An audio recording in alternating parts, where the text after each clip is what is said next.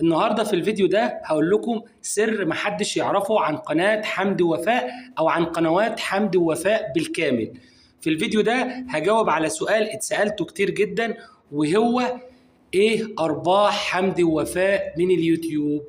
حمدي ووفاء بيكسبوا من اليوتيوب ارباح قد ايه؟ والسؤال ده مهم جدا وناس كتير سالتهولي. وطبعا قبل ما ابدا ولا اقول لكم الارباح قد ايه، ربنا يرزق الناس كلها وربنا يبارك لكل واحد في رزقه، بس انا بجاوب على سؤال معين.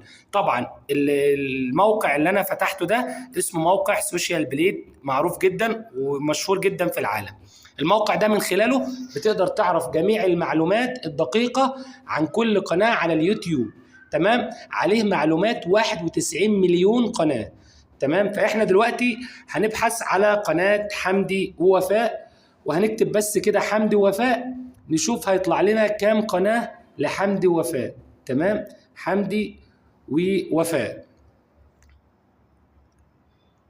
وهنعمل بحث.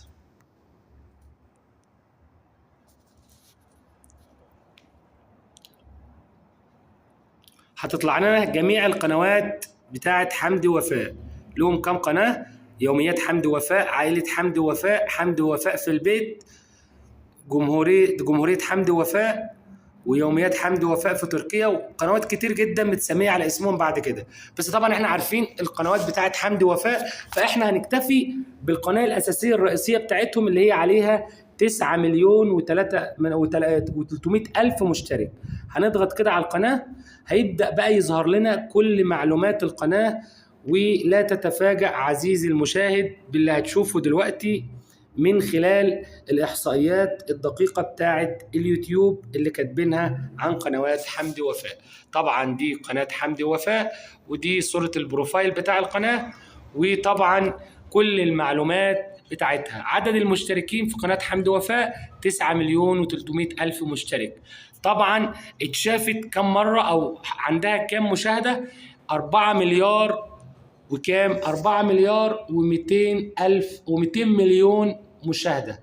مقاطع الفيديو بتاعتهم نزلوا 875 مقطع فيديو على اليوتيوب. تاريخ إنشاء قناة حمدي ووفاء بدأت في 2018. تمام، في فبراير 25/2/2018 ده تاريخ إنشاء القناة. طيب تعال نشوف الإحصائيات كده.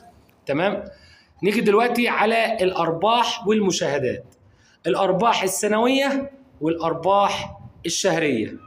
طيب هل حمدي ووفاء نقدر نعرف آخر شهر جالهم كم مشترك؟ أيوة نقدر. آخر شهر جالهم 50 ألف مشترك في آخر 30 يوم، وطبعا النسبة دي قليلة عن الشهور اللي فاتت.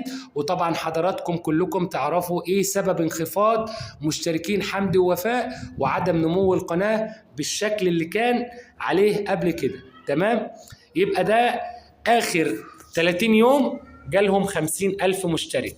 طيب المشاهدات خلال 30 يوم 68 مليون مشاهدة.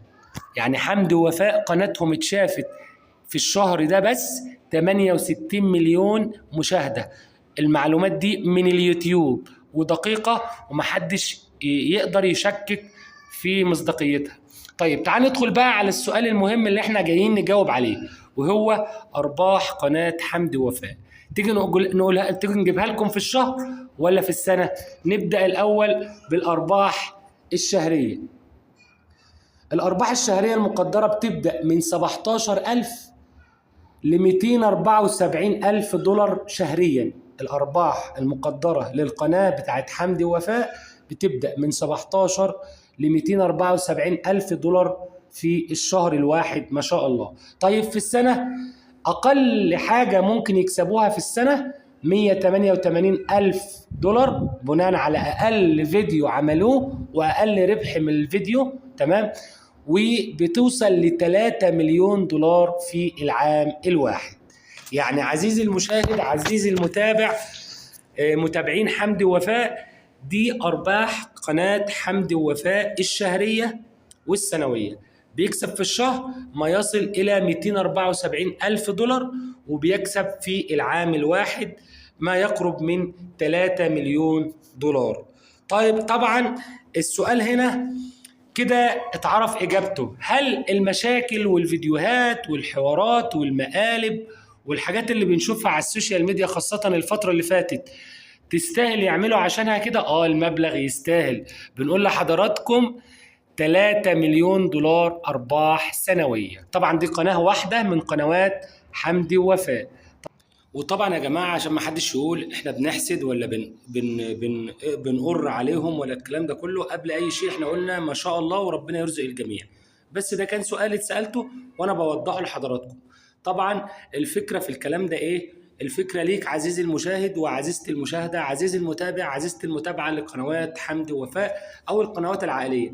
احنا ما عندناش مشكلة أبدا إن احنا نتفرج على محتواهم وندعمهم بما إنهم بيقدموا لنا محتوى كويس، والمحتوى ده المفروض ان هو محتوى عائلي وكل الاسره بتشوفه. يعني دي عيله بيقدموا محتوى الناس كلها بتشوفه. وتقريبا طبعا احنا داخلين على 10 مليون مشترك، يعني الناس دي داخله بيوت اكتر من 10 مليون بني ادم بيشوفوه وبيشاهدوه هم واولادهم او هم واسرتهم. تمام. فطبعا المفروض المحتوى ده دايما يكون محتوى على الاقل يرفع معنوياتك، تشوف فيديو كويس. طبعا انت بتخسر نت، هو بيكسب من ايه؟ وبيكسب من مشاهدتك انت للفيديو والاعلانات اللي بتنزل على الفيديو. فبالتالي انت الباقة بتاعت النت بتاعتك ديت اللي بتكسبه، فاهمني؟ فانت لو حابب تشوف القناة هتشوفها وهتكمل الفيديو وهتشوف الإعلانات. بس طبعا المشاهد أو المشترك من حقه إنه يشوف محتوى كويس يستمتع بيه أو يستفاد منه حاجة معينة، أو على الأقل يطلع بعد الفيديو ما يخلص يكون هو نفسيته كويسة، أو شاف حاجة عجبته، أو شاف حاجة اتبسط منها. طبعا الناس دي محبوبة جدا واحنا ما بنجرحش في أي حد. وطبعا المشاكل اللي بينه وبين محمد، حوارات محمد اخوه وآلاء، طبعا القصه دي قتلت بحثا والناس كلها اتكلمت فيها، وناس كتير جدا متعاطفه تماما مع آلاء واللي حصل لها والاهانه اللي اتهانتها والفيديو اللي طلع لها والضرب وولاد رزق اهلها اللي اتهانوا من حمدي. وبعد كده شفنا القصه كامله وشفنا ان حمدي طلع رد ومحمد طلع بفيديو قال فيه الحقيقه كلها، وحمدي طلع اتصدم واتجلط يا عيني ودخل المستشفى، ووفاء طلعت حسبنت على محمد وآلاء وقالت عليهم ودعت عليهم كتير. وبعد كده العيد جه وكل واحد قفل على نفسه وكل واحد بدأ يعمل المحتوى بتاعه. حمدي نزل فيديو تحدي بينه وبين الأولاد والبنات إن هم يباتوا في السيارة أو في العربية ليلة كاملة. طبعا ومحمد عمل فيديو ليه والحماه والحماته وهم في الإمارات ويوم العيد، وكل واحد بدأ يشتغل على محتوى. احنا عايزين كده، عايزين الدنيا تهدى.